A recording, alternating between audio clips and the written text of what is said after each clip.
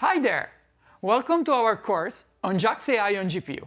I'm Ivan, I'm an AI developer engineer at Google Cloud. And I'm Katya, a developer advocate at NVIDIA. In this first session, we will cover how to get started with JAX on GPU. And we will provide some insights about JAX compilation as well as how to profile and debug. Ready, Katya? Yes. Let's go!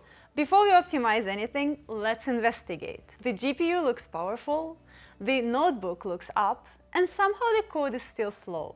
First question, is JAX even using the GPU? The Python code you write is only the top layer. JAX AI traces it, XLA compiles it, and the NVIDIA stack runs it. If we know which layer we are looking at, we won't be surprised by any expected behavior. Start at the bottom, run NVIDIA SMI, then ask JAX directly with JAX devices and JAX default backend. If you see only CPU devices, stop. We need to see that the GPU is available. Once the GPU is visible, JAX feels like NumPy. But now location matters. An NumPy array lives on the host, and JAX array can live on the GPU, the so-called device. So the useful debugging question becomes, where does this value live? Tiny warning label, NP as array Y and float loss are fine for checks and logs. Inside a hot loop, they can pull data back to Python and force the device to wait. That is why, if you are bringing your code to production, it is important to make sure that there are no associated leaks. That's why you need to know the three beginner primitives in JAX, which are JIT, grad, and bmap, which are functional names for compiling, differentiating, and batching. You write an ordinary array functions, then transform them. And the one that explains the most surprises is JIT.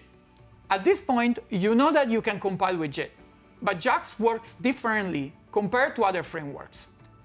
This also means that you need to know about how compilation works. Let's pause and guess. First call has shape 4. Second call has shape 4 again. Third call has shape 5. Which ones compile? Same shape and D-type usually reuse the executable. A new signature may compile again. This is why fixed shapes matter. Ragged batches, variable sequence lengths, and small final batches can accidentally create a new compiled programs. Padding plus a mask often keeps the shape stable. Code can also look normal, but fail under tracing.